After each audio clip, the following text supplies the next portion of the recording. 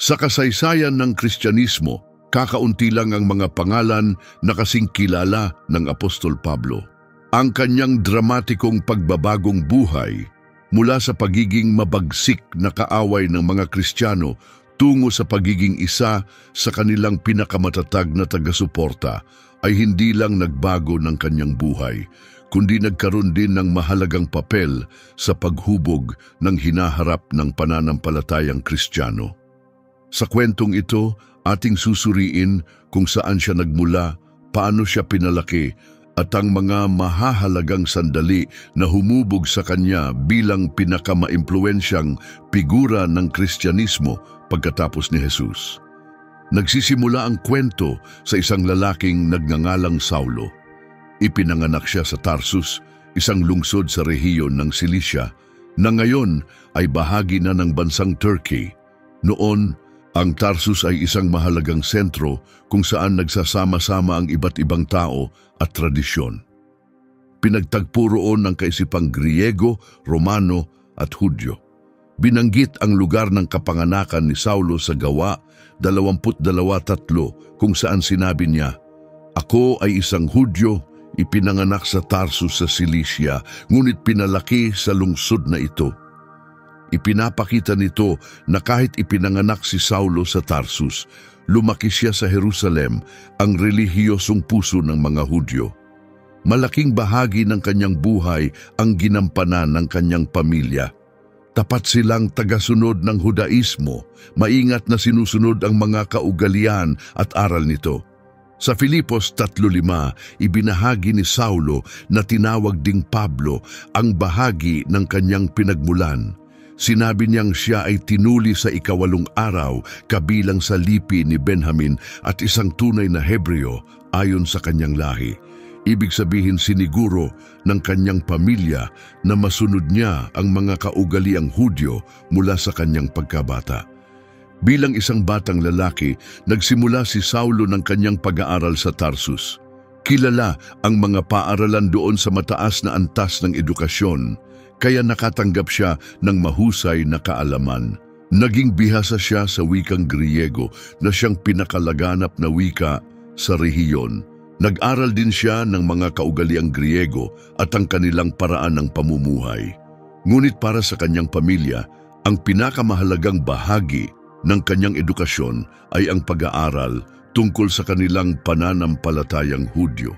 Habang siya'y lumalaki, nagpasya ang kanyang pamilya na palalimin pa ang kanyang kaalaman tungkol sa relihiyon. Kaya ipinadala siya sa Jerusalem upang magpatuloy ng pag-aaral.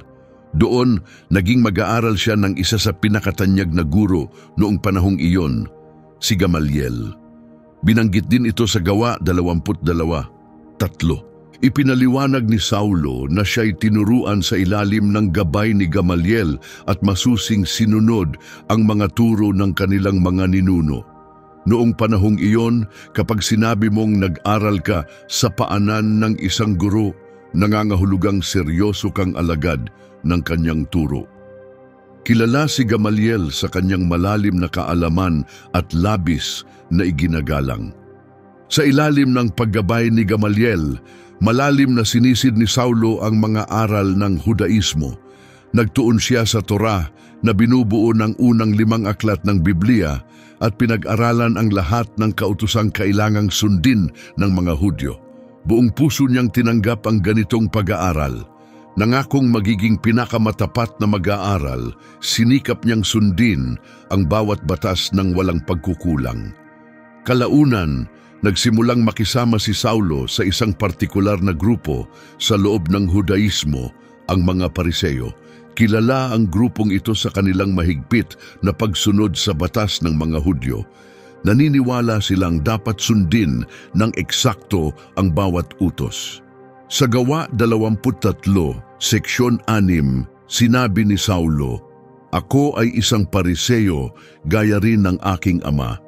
Ipinapakita nito na hindi lang siya basta sumali sa mga Pariseo, kundi minana niya ito mula sa kanyang pamilya. Hanga ang marami sa mga Pariseo dahil sa kanilang masidhing debosyon, bagamat may ilan ding bumabatikos sa kanilang pagiging mahigpit. Ngunit si Saulo hindi lang basta sumama, isa siya sa mga pinakamasigasig. Sa Galacia 1:14, ibinahagi niya, "Lumago ako sa Hudaismo nang higit kaysa sa marami sa aking edad at labis kong minahal ang mga tradisyon ng aming mga ninuno." Ipinapakita nito na higit siyang masigasig kaysa sa karamihan ng kabataan noong kanyang panahon. Sa panahong iyon, narinig ni Saulo ang tungkol sa isang bagong grupo. Tinatawag silang mga tagasunod ng daan. Ngayon, kilala natin sila bilang ang unang mga Kristiyano. Naniniwala sila na si Jesus mula sa Nazaret ang Mesiyas, ang tagapagligtas na matagal nang inaasahan ng mga Hudyo.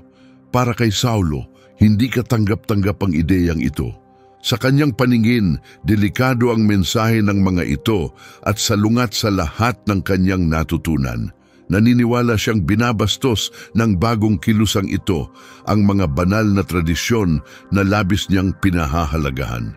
Kaya ginawa niyang layunin ang pagpigil sa kanila.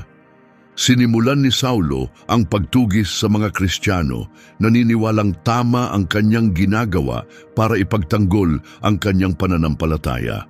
Unang nabanggit si Saulo kaugnay ng mga Kristiyano sa paglilitis ng isang lalaking nagngangalang Esteban. Mahalagang pinuno si Esteban sa mga unang mananampalataya at inakusahan siyang nilalapastangan ang Diyos ng mga pinunong Hudyo. Sa Gawa 7:58, sinabing inilabas nila siya sa lungsod at pinagbabato. Ang mga saksi ay nag-iwan ng kanilang mga balabal sa isang binatang ang pangalan ay Saulo. Ibig sabihin, nasaksihan ni Saulo ang buong pangyayari. Hindi man siya mismo ang bumato, naroon siya habang ginagawa ito ng iba. At siya pa ang nag-ingat ng kanilang mga gamit. Sa Gawa 8:1, isinulat, sinuportahan ni Saulo ang kanilang ginawa. Ipinapakita nito na sang-ayon si Saulo sa ginawa at naniniwalang karapat-dapat si Esteban sa ganong kapalaran. Mula noon, lalo pang tumindi ang determinasyon ni Saulo na patahimikin ang mga Kristiyano. Nagsimula siyang gumawa ng direktang aksyon laban sa kanila. Ayon sa Gawa 8:3, sinikap ni Saulo na wasakin ang simbahan. Pumupunta siya sa bawat bahay, hinahatak ang mga lalaki at babae at ipinapabilanggo. Hindi siya nakontento sa pagpapaalis ng mga Kristiyano sa Jerusalem. Nais din niyang habulin sila sa ibang mga lungsod, kaya nilapitan niya ang pinakamatataas na pinunong relihiyoso ng mga Hudyo. Sa Gawa 1:1-2, isinulat, patuloy pa ring nagbabantang papatayin ni Saulo ang mga tagasunod ng Panginoon. Pumunta siya sa pinakapunong pari at humiling ng mga liham para sa mga sinagoga sa Damasco. Kung may matagpuan siyang sinumang sumusunod sa daan, lalaki man o babae, aarestuhin niya ito at dadalhin pabalik sa Jerusalem. Ang lungsod ng Damasco ay malayo at makapangyarihan, maliban sa Jerusalem. Nais ni Saulo ng legal na pahintulot upang maglakbay doon at dakipin ang sinumang sumusunod kay Jesus. Buo ang kanyang loob na pigilan ang paglaganap ng mensahe ni Jesus. Makaraan ng ilang taon nang kilalanin na si Saulo bilang si Apostol Pablo, binalikan niya ang panahong iyon sa kanyang buhay. Sa 1 Corinto 15:9, isinulat niya, "Ako ang pinakakahuli-hulihan sa mga apostol at hindi karapat-dapat sa tawag na iyon, sapagkat inusig ko ang mga tao ng Diyos." Ipinapakita ng pahayag na ito ang kanyang matinding pagsisisi sa mga ginawa niya noon. Inamin niyang malaki ang kanyang pagkakamali sa pananakit sa mga mananampalataya at pakiramdam niya ay hindi siya karapat-dapat dahil sa kanyang nakaraan. Doon nagtapos ang unang bahagi ng paglalakbay ni Saulo. Nagsimula siyang bilang isang masigasig na kabataang Hudyo mula sa Tarsus. Nag-aral siya sa ilalim ng mga pinakamahusay na guro sa Jerusalem at naging masigasig na Pariseo. Ngunit ang kanyang pagiging masigasig ang nagtulak sa kanya upang usigin ang mga tagasunod ni Jesus Sa paniniwalang pinoprotektahan niya ang kanyang pananampalataya, may dala siyang mga sulat ng pahintulot at tumulak siya patungong Damasco, handang hulihin ang mas marami pang Kristiyano. Hindi niya alam na ang buong hinaharap niya ay malapit ng magbago. May isang kamanghamanghang bagay na magaganap sa daan patungong Damasco, isang pangyayaring magpapabago kay Saulo mula sa taga-usig tungo sa tagapagdala ng mensahe. Paalala ito na kahit ang taos-pusong paniniwala ay maaring magkamali, lalo na kung iniisip nating tama ang ating ginagawa. Ipinaghahanda rin tayo nito sa makapangyarihang pagbabagong darating, pagbabagong naging daan upang si Saulo ay maging isa sa pinakamalalakas na tinig para sa pananampalatayang dating gusto niyang wasakin. Ang kanyang kwento ay isa sa mga pinakamakapangyarihan at hindi malilimutang bahagi ng bagong tipan. At lahat ito'y nagsimula sa maalikabok na daan patungong Damasco. Si Saulo, determinadong saktan ang mga tagasunod ni Jesus, ay patungong Damasco na may masasamang balak. Plano niyang dakipin ang mas marami pang mananampalataya at dalhin sila sa Jerusalem. Sa Gawa 9:3-6, malinaw na inilalarawan ang nangyari. Isang biglaang liwanag mula sa langit ang pumalibot sa kanya. Napahandusay siya sa lupa at may narinig siyang tinig, "Saulo, Saulo, bakit mo ako inuusig?" Sumagot siya, "Sino po kayo, Panginoon?" At sinabi ng tinig, "Ako si Jesus, ang iyong inuusig. Tumayo ka ngayon, pumasok sa lungsod at hintayin mo ang aking ituturo." Ang makapangyarihang sandaling iyon ay nag-iwan kay Saulo na bulag. Ang mga lalaking kasama niya ay namangha. Narinig nila ang tinig, ngunit wala silang nakita. Tinulungan nilang tumayo si Saulo at inalalayan siya papasok sa Damasco. Ayon sa Gawa 9:9, hindi siya nakakita sa loob ng 3 araw at sa panahong iyon ay hindi siya kumain o uminom ng kahit ano.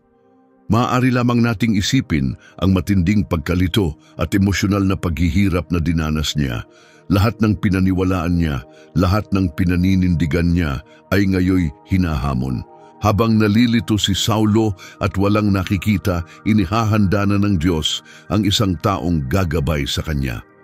Sa lungsod ng Damasco, may isang mananampalatayang nagngangalang Ananias. Nagpakita ang Diyos sa kanya sa isang pangitain at nagbigay ng malinaw na tagubilin upang hanapin si Saulo. Natural lamang na nag-alinlangan si Ananias. Kilala si Saulo bilang taga-usig ng mga tagasunod ni Jesus. Ngunit pinalakas ng Diyos ang kanyang loob at isiniwalat ang mahalagang layunin ni Saulo sa hinaharap. Sinabi ng Diyos sa kanya, "Pumunta ka sa kanya. Siya ang pinili kong tagapagdala ng aking pangalan sa mga bansa, sa kanilang mga pinuno at sa mga anak ng Israel. Ipapakita ko sa kanya ang lahat ng kailangang pagdaanan niya alang-alang sa pagsunod sa akin." Sa pagtitiwala sa pangitain, nagpunta si Ananias sa bahay kung saan nananatili si Saulo. Inilarawan ang kanilang pagkikita sa aklat ng Gawa. Pumasok si Ananias sa bahay, ipinatong ang kanyang mga kamay kay Saulo at sinabi, "Kapatid na Saulo, ang parehong Jesus na nakatagpo mo sa daan ay siyang nagsugo sa akin. Nais niyang mabawi mo ang iyong paningin at mapuspos ng banal na espiritu." Agad noon tila kaliskis ang nahulog mula sa mga mata ni Saulo at muling bumalik ang kanyang paningin. Tumayo siya at nagpabautismo. Pagkatapos niyang kumain, bumalik ang kanyang lakas. Ang pagbabago ni Saulo ay agad at lubos. Ang lalaking nagtungo sa Damasco upang hulihin ang mga mananampalataya ay isa na ngayon sa kanila. Ngunit hindi nagtapos doon si Saulo, hindi siya nag-aksaya ng oras sa pagbabahagi ng magandang balita tungkol kay Jesus. Sa aklat ng Gawa, sinabing agad siyang nagsimulang mangaral sa mga sinagoga na si Jesus ay tunay na anak ng Diyos. Namangha ang lahat ng nakarinig sa kanya. Sabi nila, "Hindi ba't ito ang lalaking nagdulot ng gulo sa Jerusalem sa mga naniniwala sa pangalang ito?" Hindi ba't dumating siya rito upang dakipin sila at dalhin sa mga pinuno ng relihiyon? Ngunit lalo lamang lumakas si Saulo sa kanyang mensahe at naguluhan ang mga lokal na Hudyo dahil sa kanyang pagpapaliwanag mula sa kasulatan na si Jesus nga ang ipinangakong tagapagligtas. Isipin mo kung gaano katindi ang pagkabigla ng mga tao sa Damasco. Inaasahan nilang darating si Saulo upang dakipin ang mga tagasunod ni Jesus, ngunit sa halip, hayagan niyang ipinapahayag na si Jesus ay anak ng Diyos. Tiyak na labis ang pagkagulat at pagdududa, ngunit hindi ito naging hadlang kay Saulo. Ginamit niya ang kanyang malalim na kaalaman sa kasulatan at ang kanyang dating sigasig na ngayoy nakatuon sa pagpapakita na si Jesus ang Mesiyas. Ngunit hindi nagtagal ang pananatili niya sa Damasco. Sa kanyang liham sa mga taga-Galacia, ibinahagi ni Saulo na kilala na ngayong si Pablo ang ilang detalye na hindi nabanggit sa gawa. Ipinaliwanag niyang hindi siya agad nagtungo sa Jerusalem upang makipagkita sa mga naunang apostol. Sa halip, naglakbay siya patungong Arabia. Pagkatapos, bumalik siya sa Damasco. At makalipas ang 3 taon, pumunta siya sa Jerusalem upang makipagkita kay Pedro at nanatili sa kanya ng 15 araw. Ang paglalakbay ni Pablo sa Arabia ay isang kapanapanabik na bahagi ng kanyang kwento. Hindi niya ipinaliwanag kung ano ang ginawa niya roon o gaano katagal siyang nanatili. Ayon sa ilang scholar ng Biblia, maaring matagal siyang nanirahan sa Arabia, marahil ay 3 taon bago bumalik sa Damasco. Ang iba na may naniniwalang maikli lamang ang kanyang pananatili. Ngunit anuman ang haba nito, malamang na naging mahalaga ang panahong iyon para sa kanya. Malayo sa gulo sa Damasco at sa biglaang pagbabagong dinanas niya, malamang nagkaroon siya ng pagkakataong magmuni-muni sa lahat ng nangyari. Malamang na sa panahong iyon ay lumalim ang kanyang ugnayan sa Diyos at muling binasa ang mga kasulatan na may bagong pananaw. Ngayong nauunawaan na niya si Jesus bilang ang ipinangakong tagapagligtas. Nang siya'y bumalik sa Damasco, mas pinatatag ang kanyang pananampalataya. Ngunit ang pagbabalik ay hindi nangangahulugang magiging madali ang lahat. Nagdulot ng matinding kaguluhan ang pangangaral ni Pablo. Ayon sa aklat ng Gawa, makalipas ang ilang panahon, nagbalak ang ilang mga Hudyo na patayin siya. Nalaman ni Pablo ang kanilang plano. Binabantayan nila ng husto ang mga pintuan ng lungsod upang mahuli siya, ngunit tinulungan siya ng kanyang mga tagasunod na makatakas sa gabi sa pamamagitan ng pagpapababa sa kanya sa isang basket sa isang butas sa pader ng lungsod. Ang dramatikong pagtakas na iyon ang nagmarka ng pagtatapos ng unang yugto ng bagong misyon ni Pablo. Pagkaalis niya sa Damasco, pinili niyang magtungo sa Jerusalem. Madaling maisip kung gaano siya kinakabahan habang muli niyang nilalapitan ang lungsod. Noong huli siyang naroon, siya'y nangangaso ng mga Kristiyano. Ngayon, bumabalik siya bilang isa sa kanila. Pagdating niya, ipinaliwanag sa Gawa na sinubukan niyang sumama sa mga mananampalataya, ngunit natakot sila sa kanya. Hindi sila makapaniwalang tunay siyang nagbago. Doon pumasok si Bernabe.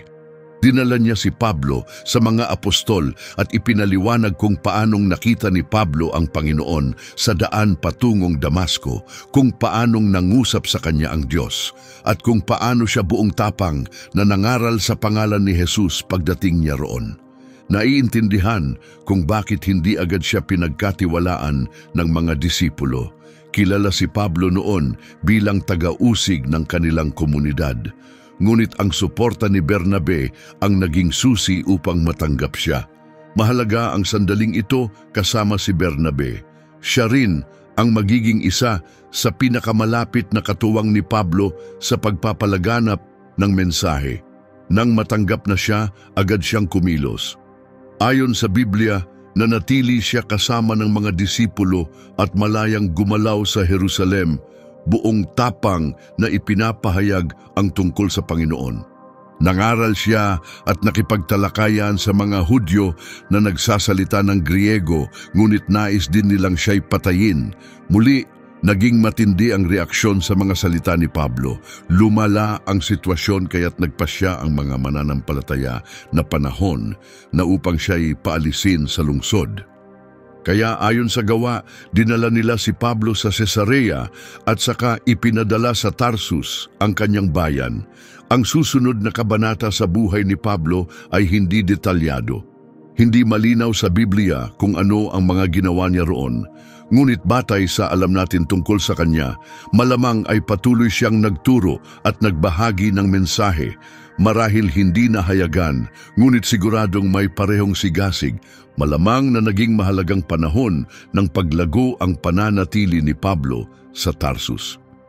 Malayo sa mata ng publiko at sa kaguluhang dulot ng kanyang presensya sa Jerusalem, nakapagtuon siya ng pansin sa mas malalim na pag-unawa sa mensahe ni Jesus. Marahil sa mga taong ito, niya pinag-isipan ng malaliman ang lahat ng nangyari sa kanya at unti-unting hinubog ang mga ideyang isusulat niya kalaunan sa kanyang mga liham. Hindi natin tiyak kung gaano katagal siyang nanatili sa Tarsus, ngunit tila tumagal ito ng ilang taon. Isang mahalagang punto ng pagbabago ang nangyari nang hanapin siya ni Bernabe upang tumulong sa lumalaking iglesia sa Antioquia. Ang sandaling iyon ang naging hudyat ng panibagong yugto sa misyon ni Pablo, ang simula ng kanyang mga tanyag na paglalakbay at mga liham na bumubuo sa malaking bahagi ng bagong tipan. Ang maagang kwento ni Pablo ay makapangyarihang halimbawa kung paano kayang baguhin ng Diyos ang isang buhay. Mula sa pag-uusig ng mga mananampalataya, naging tagapagdala siya ng mensahe mismo. Ipinapakita ng pagbabago ni Pablo kung ano ang kayang gawin ng biyaya ng Diyos. Itinatampok ng kwentong ito ang ilang mahahalagang punto. Una, ang buhay ni Pablo ay tuluyang nabago sa pamamagitan ng personal at direktang pakikipagtagpo kay Jesus.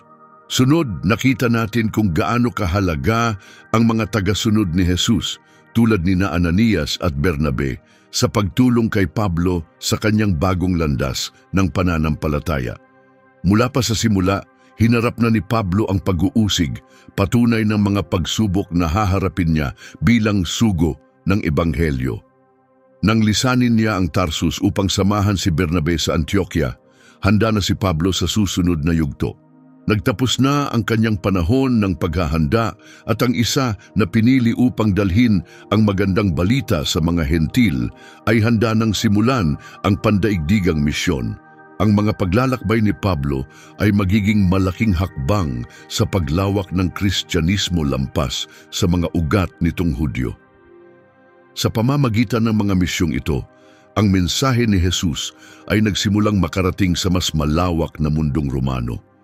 Nagsimula ang una sa mga paglalakbay na ito sa Antioquia. Ayon sa gawa, habang sumasamba at nag-aayuno ang mga mananampalataya, nagbigay ang banal na espiritu ng malinaw na tagubilin. Italaga ninyo sina Bernabe at Saulo para sa misyong itinakda ko para sa kanila. Pagkatapos ng karagdagang panalangin at pag-aayuno, ipinanalangin sila ng grupo, ipinatong ang mga kamay sa kanila at isinugo sila. Ito ang nagmarka ng simula ng misyong pangangaral ni Pablo. Siya at si Bernabe ay naglayag patungong Chipre, ang isla kung saan nagmula si Bernabe. Sa lungsod ng Salamis, nangaral sila sa mga sinagoga roon. Habang tinatawid nila ang isla, nakarating sila sa Paphos, kung saan nagkaroon sila ng di malilimutang tagpo sa isang opisyal na Romano na nagngangalang Sergio Paulo. Ayon sa gawa, matapos masaksihan ang mga nangyari, sumampalataya ang prokonsul dahil labis siyang naantig sa kanyang narinig tungkol sa Panginoon. Mula sa Chipre, naglakbay ang grupo patungong Perga sa rehiyon ng Panfilia. Doon, nagpasya si Juan Marcos na kasama nilang naglalakbay na bumalik sa Jerusalem. nagpatuloy sina Pablo at Bernabe patungong Pisidian, Antioquia, kung saan nangaral si Pablo ng makapangyarihang mensahe sa sinagoga. Isinalarawan sa gawa ang matinding tugon na natanggap ni Pablo at Bernabe. Sa susunod na Sabat, halos lahat ng tao sa lungsod ay dumalo upang pakinggan ang mensahe ng Panginoon. Ngunit sa gitna ng tagumpay ay dumating din ang pagtutol. Ilang pinunong Hudyo ang nakaimpluwensya sa mga kilalang relihiyosong babae at mga lalaking may kapangyarihan sa lungsod. Pinukaw nila ang kaguluhan laban kina Pablo at Bernabe at pinalayas sila mula sa lugar. Paulit-ulit na ganito ang pattern sa mga paglalakbay ni Pablo, mainit na pagtanggap sa simula, ngunit sinusundan ng matinding pagtutol. Nang makarating sila sa Iconium, muling nagsalita sina Pablo at Bernabe sa sinagoga. Marami ang sumampalataya, ngunit hinarap din nila ang pagtutol. Ayon sa ulat, nanatili sila roon ng matagal, buong tapang na nangangaral para sa Diyos, na nagpapatibay sa kanilang mensahe sa pamamagitan ng mga himala at tanda. Nagpatuloy ang paglalakbay patungong Listra kung saan may isang nakakagulat na pangyayari. Pagkatapos pagalingin ni Pablo ang isang lalaking hindi pa kailanman nakalakad, namangha ang mga tao at inakala nilang ang dalawang lalaki ay mga Diyos sa anyong tao. Sumigaw ang karamihan sa kanilang lokal na wika na bumabaraw sa kanila ang mga Diyos. Tinawag nilang Zeus si Bernabe at Hermes si Pablo dahil si Pablo ang pangunahing tagapagsalita. Ginawa ni Pablo at Bernabe ang lahat upang pigilan ang mga tao sa pag-aalay ng mga sakripisyo para sa kanila. Ipinaliwanag nilang sila'y mga karaniwang tao lamang na tagapaghatid ng mensahe. Ngunit mabilis na nagbago ang damdamin ng mga tao. Dumating ang ilang mga galing sa Antioquia at Iconio at napaniwala ang karamihan na lumaban kay Pablo. Binato nila siya at kinaladkad sa labas ng lungsod, iniisip na patay na siya. Ipinapakita nito kung gaano talaga kadelikado ang misyon ni Pablo, ngunit nakaligtas siya. Pagkatapos bumisita sa kalapit na lungsod ng Derbe, naglakbay sina Pablo at Bernabe pabalik sa mga bayang una na nilang napuntahan. Doon, pinalakas nila ang loob ng mga bagong mananampalataya at tumulong sa pag-aayos ng mga unang iglesia sa pamamagitan ng pagpili ng mga pinuno.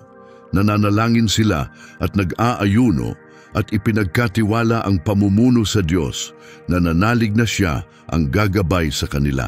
Nagsimula ang ikalawang malaking paglalakbay ni Pablo pagkatapos ng konseho sa Jerusalem. Nais niyang bumalik at bisitahin ang mga iglesyang naitatag nila. Ngunit nagkaroon sila ni Bernabe ng hindi pagkakaunawaan. Ayaw ni Pablo isama si Juan Marcos na iniwan silang dati. Lalong lumala ang pagtatalo kaya naghiwalay sila ng landas. Isinama ni Bernabe si Marcos at nagtungo sa Chipre. Pinili ni Pablo si Silas at nagpatuloy sa paglalakbay na may basbas ng mga lokal na mananampalataya. Naglakbay sina Pablo at Silas sa Syria at Cilicia kung saan pinalakas nila ang pananampalataya ng mga mananampalataya. Habang nasa Listra, nakilala ni Pablo ang isang binatang nagngangalang Timoteo. Sumama siya sa kanilang grupo at tumulong sa misyon. Maganda ang naging bunga ng kanilang pagsisikap. Lalong lumakas ang pananampalataya ng mga iglesia at araw-araw ay may mga nadaragdag sa kanila. Pagkatapos may hindi inaasahang naganap. Isang gabi, nagkaroon ng pangitain si Pablo. Nakita niya ang isang lalaking taga-Macedonia na nakiusap, "Pumunta kayo sa Macedonia at tulungan kami." Matapos ito, agad silang naghanda, naniniwalang ang Diyos mismo ang tumatawag sa kanila upang ibahagi ang magandang balita sa rehiyong iyon. Ang pangitain na ito ang nagsimula ng misyong dala ni Pablo patungong Europa. Sa lungsod ng Filipos, nakilala ni Pablo at ng kanyang mga kasamahan ang isang babaeng nagngangalang Lydia.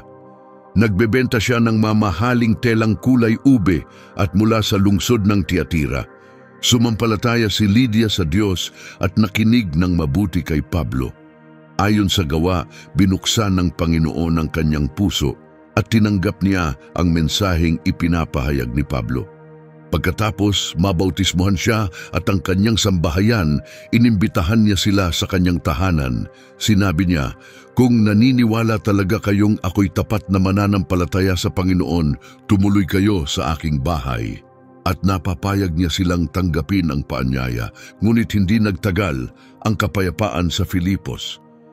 Pinalayas ni Pablo ang isang masamang espiritu mula sa isang alilang babae na pinagkakakitaan ng kanyang mga amo sa pamamagitan ng panghuhula. Dahil dito, inaresto sina Pablo at Silas at itinapon sa bilangguan. Ngunit may kahanga-hangang pangyayari. Isang malakas na lindol ang yumanig sa kulungan at bumukas ang lahat ng pintuan. Nagbunga ito ng isang mahalagang tagpo ng pananampalataya. Takot at litong-lito, nagtanong ang tagapagbantay ng bilangguan, "Mga Ginoo, ano ang dapat kong gawin upang maligtas?" Sumagot sina Pablo at Silas, "Sumampalataya ka sa Panginoong Hesus at maliligtas ka, ikaw at ang buong sambahayan mo." Pagkaalis sa Filipos, naglakbay ang grupo patungong Tesalonica. Doon, nagturo si Pablo sa sinagoga sa loob ng 3 Sabat. May ilang mga Hudyo na naniwala sa kanyang mensahe at sumama kina Pablo at Silas. Marami ring hentil at ilang iginagalang na kababaihan ang tumanggap ng pananampalataya. Ngunit gaya ng dati, dumating ang pagtutol. Nagudyok ng kaguluhan ng ilang galit na taga roon, kaya napilitang umalis sina Pablo at Silas at magtungo sa Berea. Sa Berea, mas maganda ang naging simula. Mas bukas ang isipan ng mga Hudyo roon kaysa sa Tesalonika.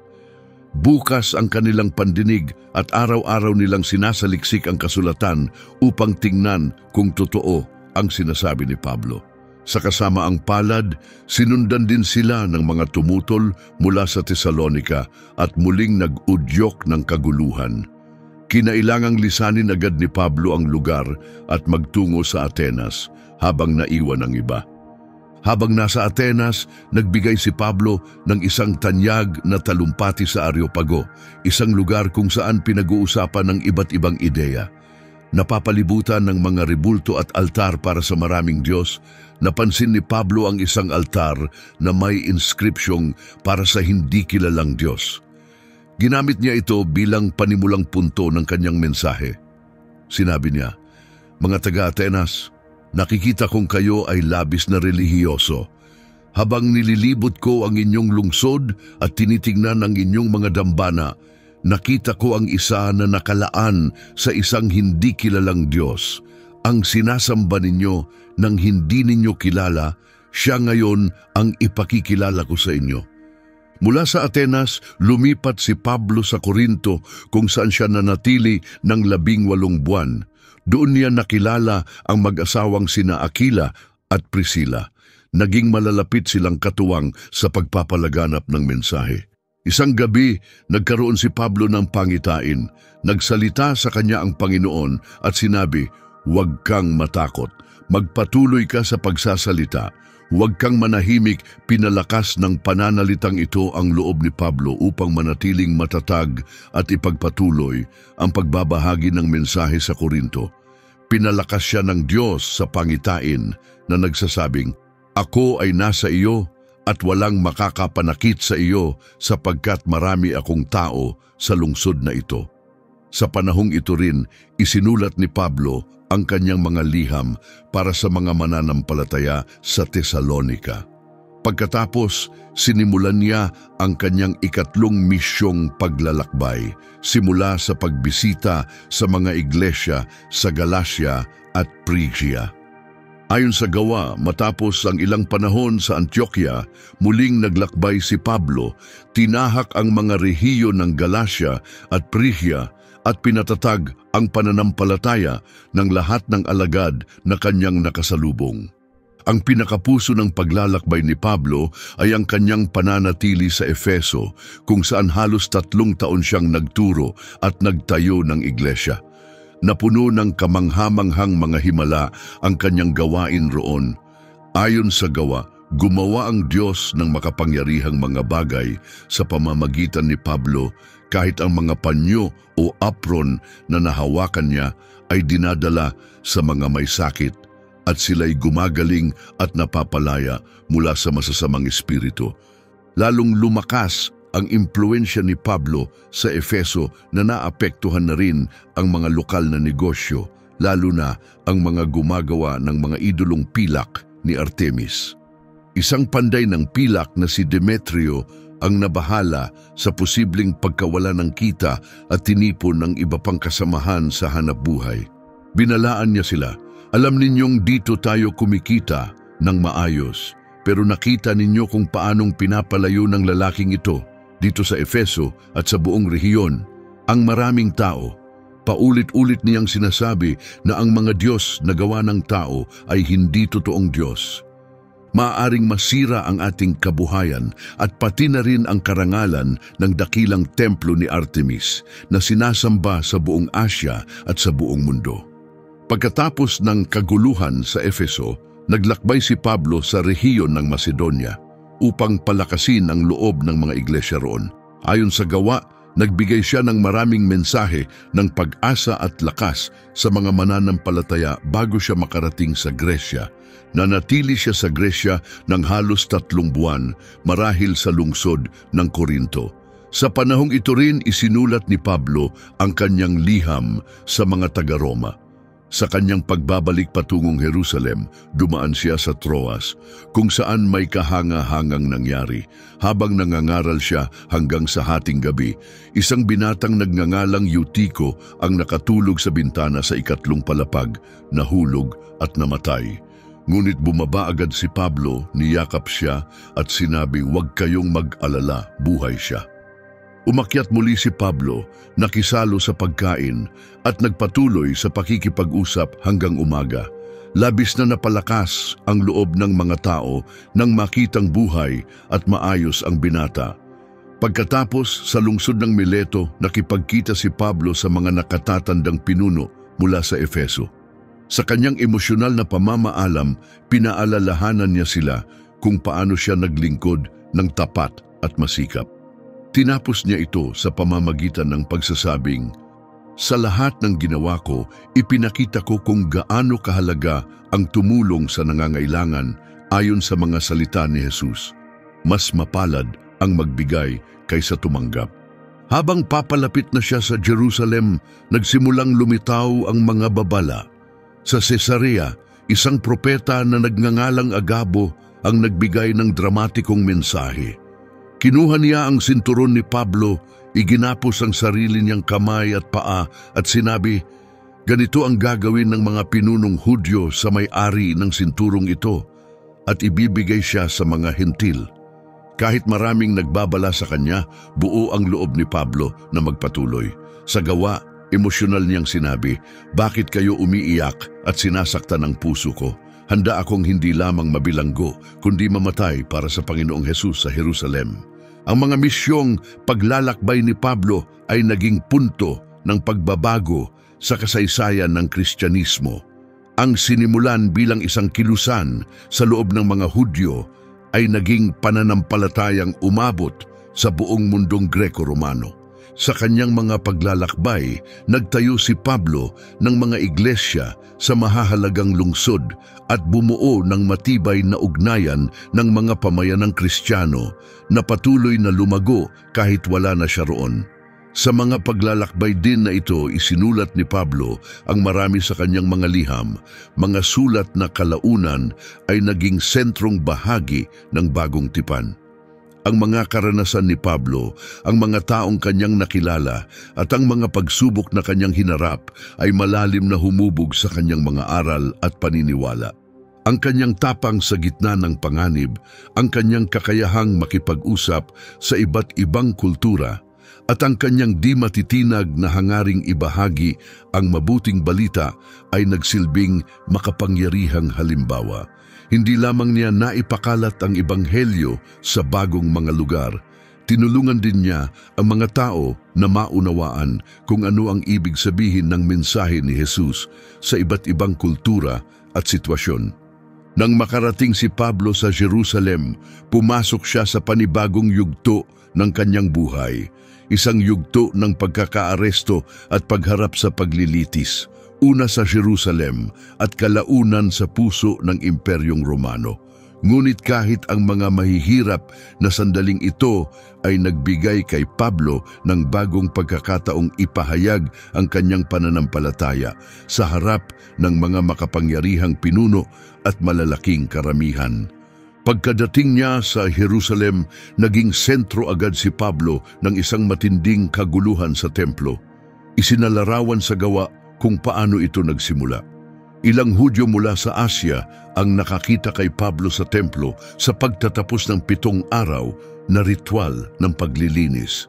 Pinukaw nila ang mga tao at hinuli si Pablo, sumisigaw, "Mga kababayan, tulungan ninyo kami. Ito ang lalaking nagtuturo laban sa ating bayan, sa batas at sa banal na lugar na ito. At ngayon, dinala pa niya ang mga hentil sa templo at nilapastangan ito." Nakita nila si Pablo na kasama ni Trofimo, isang taga-Efeso, at maling inakalang isinama niya ito sa templo. Bagamat hindi totoo ang akusasyon, mabilis itong nagdulot ng kaguluhan. Nagkagulo ang buong lungsod at ang mga tao'y nagmadaling dumagsa mula sa lahat ng direksyon. Kinaladkad nila si Pablo palabas ng templo at isinara ang mga pintuan habang sinusubukan ng karamihan na patayin siya. Nakarating ang balita sa komander ng mga sundalong Romano na may kaguluhan sa lungsod. Agad siyang kumuha ng mga opisyal at sundalo at nagtungo sa lugar. Nang makita ng mga tao ang mga sundalo, agad silang tumigil sa pananakit kay Pablo. Ang dramatikong pagsagip na ito ang naging simula ng bagong yugto sa buhay ni Pablo, isang yugto ng mga paglilitis, piitan at patuloy na pagpapatotoo sa ilalim ng matinding pagsubok. Inaresto siya ng komander ng Roma sa pag-aakalang siya'y isang mapanganib na manggugulo. Ngunit humiling si Pablo na makapagsalita sa karamihan at pinayagan siya. Sa kanyang talumpati na naitala sa gawa, isinalaysay ni Pablo kung paano siya naniwala kay Jesus at tinawag upang ipahayag ang mensahe sa mga hentil. Tahimik na nakinig ang mga tao hanggang banggitin ni Pablo ang tungkol sa kanyang pagkasugo sa mga hentil. Doon nagbago ang lahat. Sinabi ni Pablo, "Sinabi sa akin ng Panginoon, humayo ka. Ipapadala kita sa malalayong dako sa mga hentil." Sa sandaling yon, sumiklab sa galit ang karamihan. Sumigaw sila, "Alisin ang lalaking ito, hindi siya karapat-dapat mabuhay." Habang lalong lumalala ang kaguluhan, iniutos ng komander ng mga Romano na dalhin si Pablo sa kuta at ihanda siya para sa hagupit. Ngunit bago pa ito mangyari, isiniwalat ni Pablo na siya ay isang mamamayang Romano. Ayon sa batas ng Roma, protektado ang mga mamamayan laban sa ganitong uri ng parusa ng walang paglilitis. Tinanong siya ng opisyal, "Sabihin mo, totoo bang mamamayang Romano ka?" Sumagot si Pablo, "Oo." Sinabi naman ng komander, "Malaki ang ibinayad ko upang maging mamamayan." Tugon ni Pablo, "Ako'y isinilang bilang mamamayan." Agad umatras ang mga sundalo. Ninerbiyos pa ang komander nang matanto niyang nakagapos niya ang isang mamamayang Romano. Kinabukasan, dinala si Pablo sa harap ng Sanhedrin, ang konsehong Hudyo. Kaagad napansin ni Pablo na hati ang konseho sa 2 grupo, ang mga Pariseo at mga Saduceo. Ginamit niya ito sa kanyang pabor. Tumayo siya at nagsabi, "Mga kapatid, ako'y isang Pariseo, anak ng mga Pariseo. Ako'y nililitis ngayon dahil sa aking paniniwala sa muling pagkabuhay ng mga patay." Nagpasimula ito ng mainitang pagtatalo sa pagitan ng 2 grupo. hindi naniniwala sa muling pagkabuhay, mga anghel o espiritu ang mga Saduseo, ngunit ang mga Pariseo ay naniniwala sa lahat ng iyon. Umabot sa sukdulan ang pagtatalo kaya kinailangang ilabas muli si Pablo ng commander upang iligtas siya. Kinagabihan, tumanggap si Pablo ng nakaaaliw na mensahe mula sa Panginoon. Sa isang pangitain, lumapit sa kanya si Jesus at nagsabi, "Magpakatatag ka, gaya ng pagsaksi mo para sa akin sa Jerusalem. Gayon din ang gagawin mo sa Roma." Kinabukasan, narinig ng pamangkin ni Pablo ang isang lihim na balak upang siya'y patayin. Agad niya itong sinabi kay Pablo na pagkatapos ay ipinaabot ito sa mga opisyal na Romano. Nang malaman ng komander ang banta, agad siyang gumawa ng plano upang mailipat si Pablo ng may matinding seguridad. Inutusan niya ang 2 opisyal, ihanda ang 200 sundalo, 70 mangangabayo, at 200 sibatero upang umalis ngayong gabi, 9:00. Maghanda rin ng mga kabayo para kay Pablo upang ligtas siyang madala kay Gobernador Felix. Inilipat si Pablo patungong Cesarea sa ilalim ng mahigpit na pagbabantay. Doon, haharap siya sa serye ng mga paglilitis. Susubukin ng mga paglilitis na ito ang pananampalataya ni Pablo, magbibigay ng mga bagong pagkakataon upang maibahagi ang mensahe, at sa huli, ihahatid siya sa puso ng Imperyong Romano, gaya ng sinabi ng Panginoon. Unang humarap si Pablo kay Gobernador Felix, kung saan isang abogadong nagngangalang Tertulo, kinatawan ng punong pari at iba pang pinunong Hudyo, ang nagsampa ng mabibigat na paratang laban sa kanya. Maayos at kalmado ang tugon ni Pablo. Tahasan niyang tinanggihan ang maling mga akusasyon at ipinaliwanag ang kanyang paniniwala. Sa kanyang depensa, ayon sa gawa, sinabi ni Pablo, "Aminado akong sinasamba ko ang Diyos ng ating mga ninuno sa pamamagitan ng pagsunod sa daan na tinatawag ng ilan na sekta. Naniniwala ako sa lahat ng nasusulat sa batas at sa mga propeta. Gaya ng mga lalaking ito, may pag-asa rin ako sa Diyos na magkakaroon ng muling pagkabuhay para sa mga mabuti at sa masasama. Kaya palagi kong sinisikap na panatilihing malinis ang aking budhi sa harap ng Diyos at ng tao."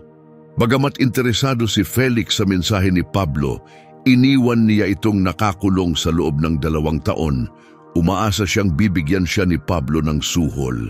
Nang mapalitan si Felix ng bagong gobernador na si Festo, agad binuhay ng mga lider ng mga Hudyo ang kanilang reklamo.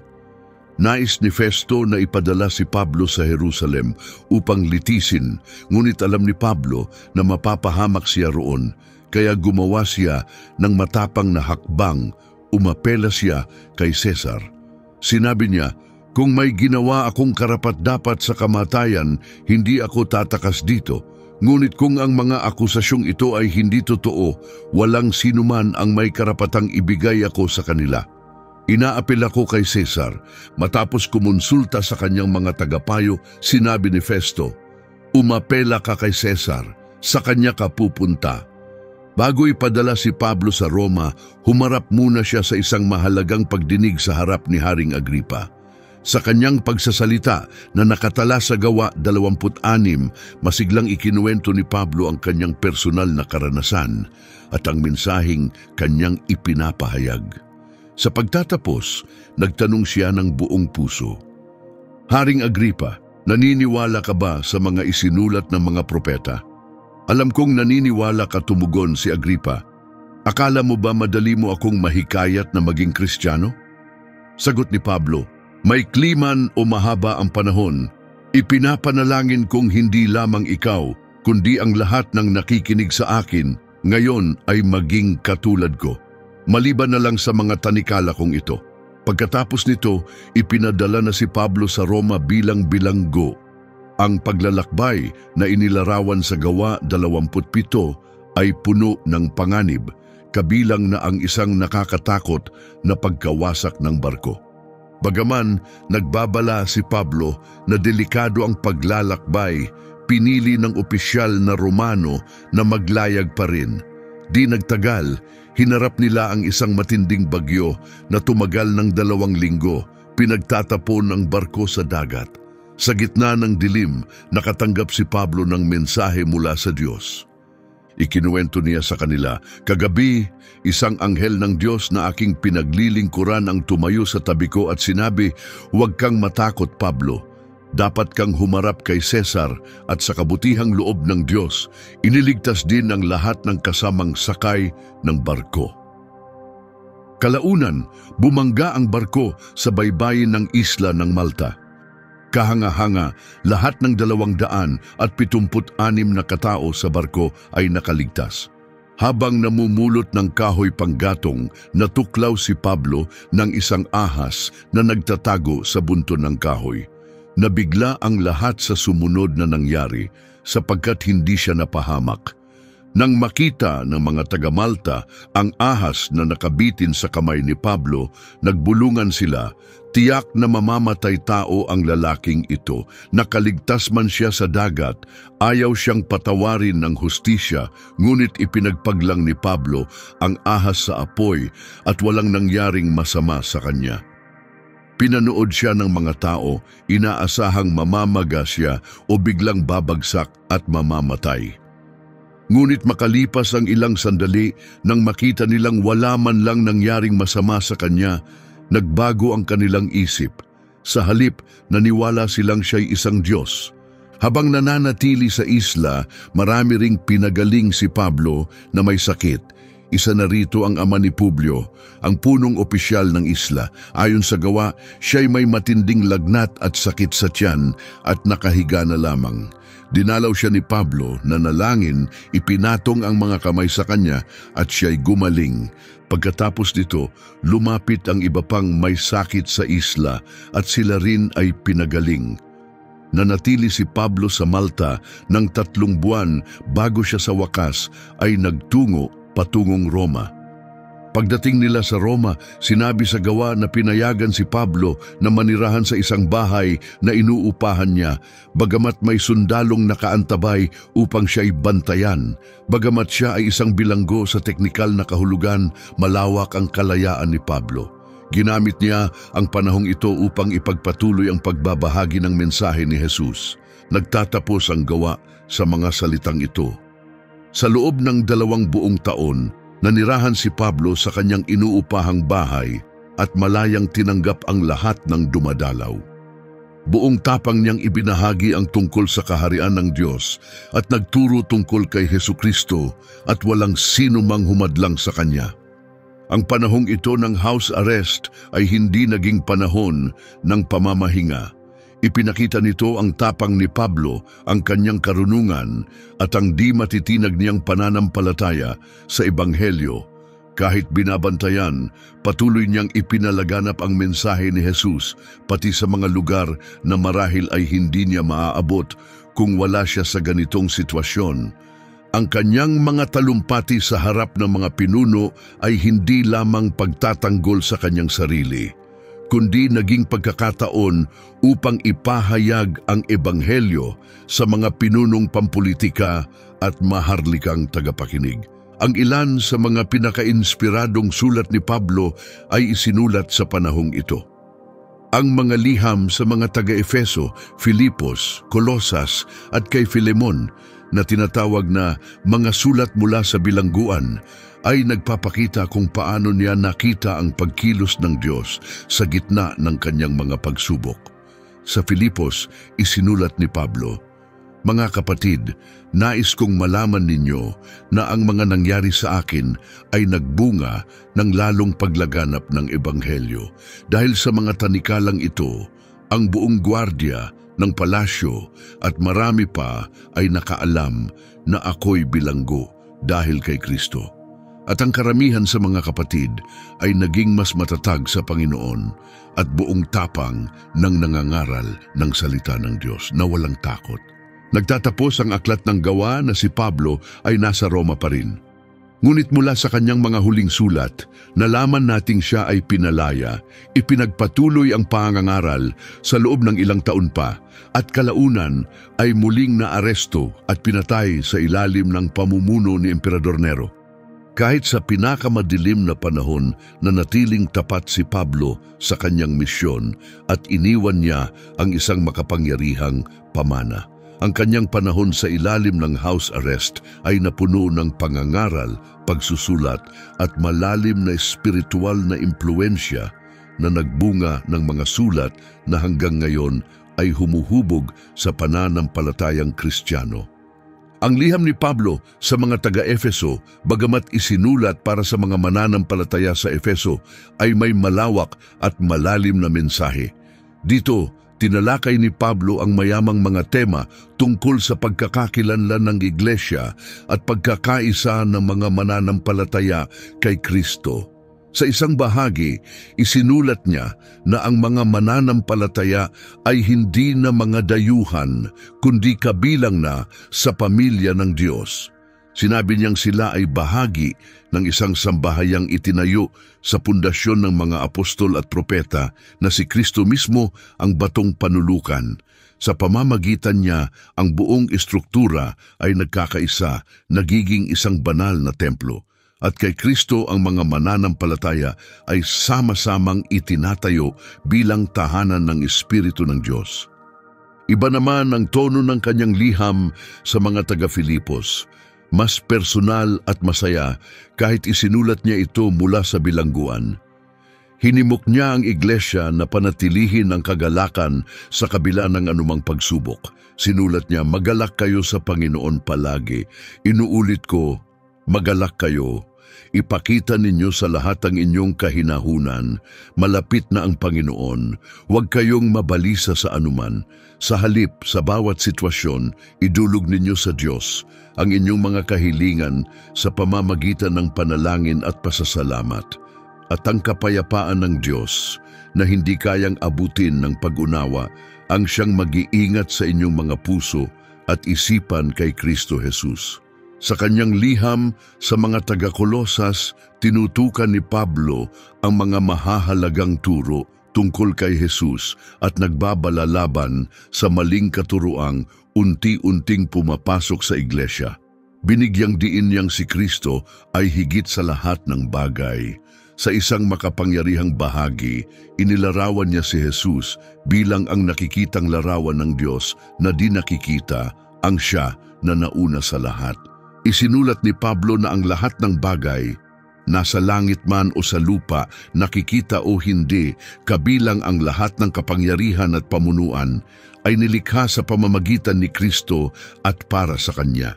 Si Kristo ay umiiral bago pa ang lahat at sa Kanya nagkakaisa ang lahat ng bagay.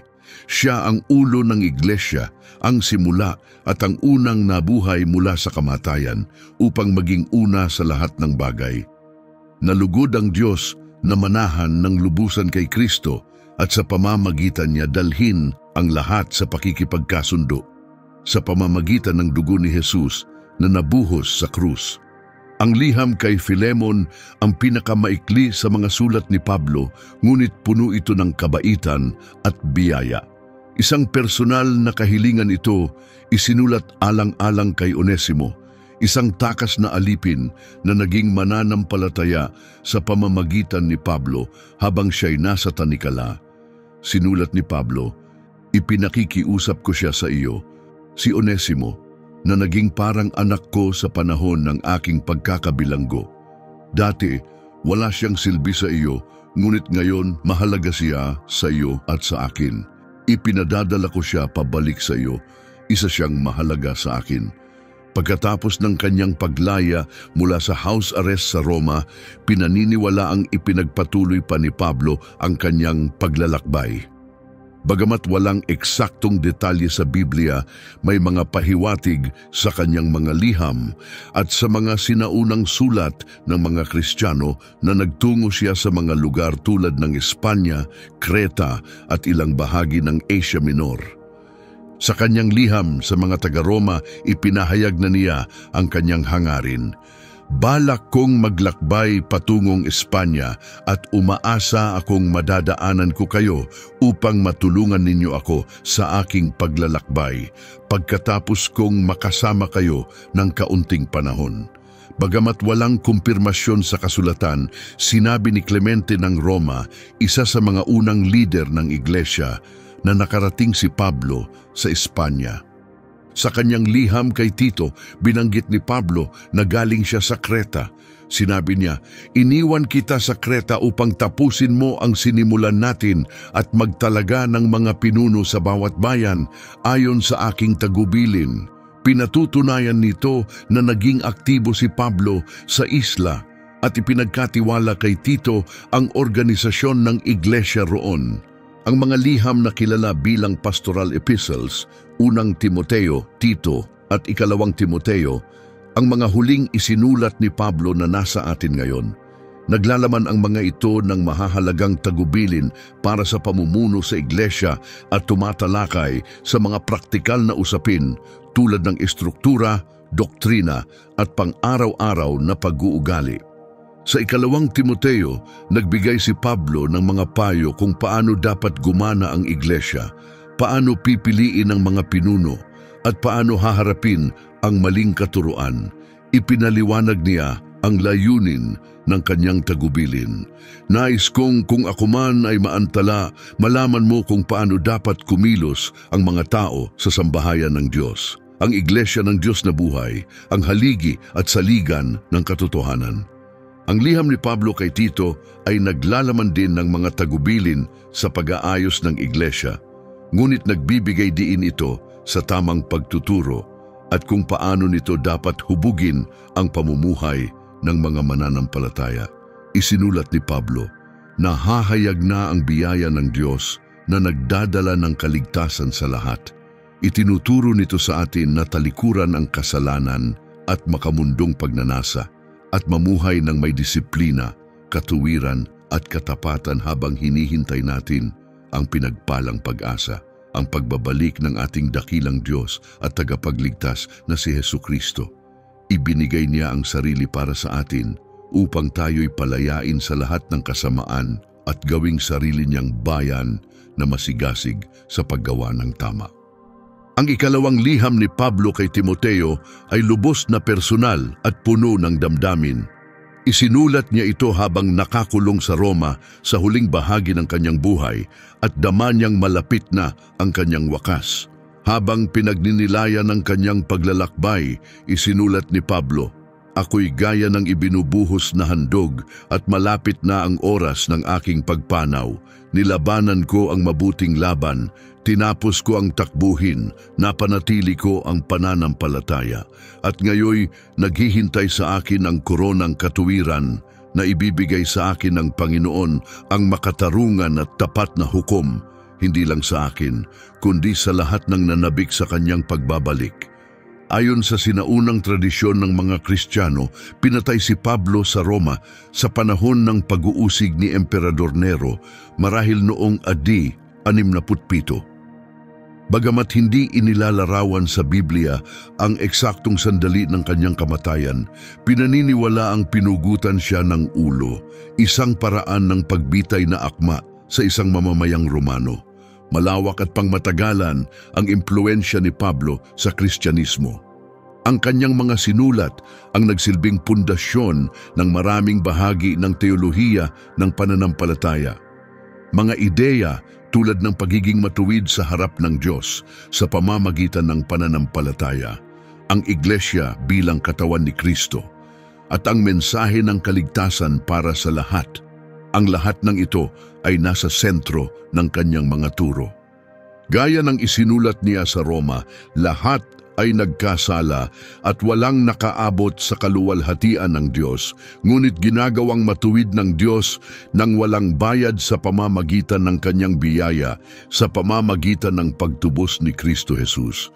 Ang turo ni Pablo na ang kaligtasan ay libreng kaloob mula sa Diyos at tinatanggap sa pamamagitan ng pananampalataya ay naging saligan ng paniniwalang Kristiyano. Ang kanyang pagkaunawa sa iglesia bilang katawan ni Kristo, lalo na sa mga talata gaya ng nasa unang Korinto 12, ay malalim na humubog sa pananaw ng mga unang Kristiyano ukol sa pagkakaisa at pagkakaiba-iba. Sinabi niya roon, "Kayo ngayon ay katawan ni Kristo at bawat isa sa inyo ay bahagi nito.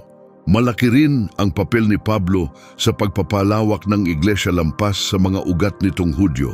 Ang kanyang misyon sa mga Hentil ang nagbukas ng pinto upang ang pananampalataya ay maabot ang lahat ng uri ng tao. Nagtayo siya ng mga iglesia sa mahahalagang lungsod ng Imperyong Romano at buong tibay niyang ipinangaral na ang mensahe ni Jesus ay para sa lahat, hindi lang sa isang grupo. Sa sulat niya sa mga taga-Galacia, ibinahagi ni Pablo ang isang makapangyarihang pananaw ng pagkakapantay-pantay sa Espiritu. Wala ng Hudyo o Hentil, alipin o malaya, lalaki o babae, sapagkat kayong lahat ay iisa kay Kristo Jesus. Ang matapang na pahayag na ito ang tumulong sa paghubog ng pagkakakilanlan ng iglesia at sa pagyakap ng Kristyanismo bilang pananampalatayang para sa buong mundo. Hindi natapos sa unang iglesia ang impluensya ni Pablo. Sa paglipas ng mga siglo, patuloy na hinubog ng kanyang mga turo ang teolohiyang Kristiyano. Mga dakilang kaisipang tulad ni Agustin, Martin Luther at John Calvin ay malalim na naimpluensyahan ng mga sinulat ni Pablo.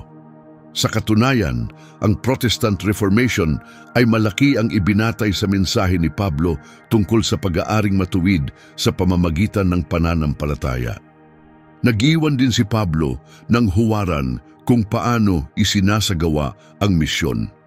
Ang kanyang paraan ng pagtatayo ng mga iglesia, pagsasanay ng mga lokal na pinuno, at pananatiling konektado sa pamamagitan ng mga liham at pagbisita ay nananatiling modelo ng mga misyonero hanggang ngayon. Malaki rin ang naging bahagi ng kanyang mga sulat sa paghubog ng pamantayang moral ng mga Kristiyano. Itinuro ni Pablo na dapat umayon sa pananampalataya ang ating pamumuhay. Sa Galacia, isinulat niya ang uri ng buhay na likas sa pagkilos ng Espiritu ng Diyos. Ang bunga ng Espiritu ay pag-ibig, kagalakan, kapayapaan, pagtitiyaga, kabutihan, kabaitan, katapatan, kahinahunan at pagpipigil sa sarili. Wala nang batas laban sa mga ito. Higit pa sa teolohiya at etika, ang impluensya ni Pablo ay umaabot sa panitikan at pilosopiya. Malaking bahagi ng Bagong Tipan ay binubuo ng kanyang mga sulat at siya rin ang naglatag ng format para sa Kristiyanong pagsusulatan. May kakayahan siyang gamitin ang wikang pilosopikal ng mga Griego upang ipaliwanag ang malalalim na katotohanang espiritual, isang antas ng pag-iisip na hanggang ngayon ay pinag-aaralan pa rin ng mga eskolar. Ang buhay ni Pablo ay patunay kung ano ang kayang gawin ng biyaya ng Diyos. Mula sa pagiging mabagsik na kalaban ng iglesia, naging isa siya sa pinakadakilang tagapagtanggol nito. Ang kanyang sigasig sa pagpapalaganap ng ebanghelyo, ang kanyang pagtitiis sa gitna ng pagdurusa, at ang kanyang malalim na pagkaunawa sa katotohanan ng Espiritu ay patuloy na gumagalaw at humahamon sa mga Kristiyano sa buong mundo.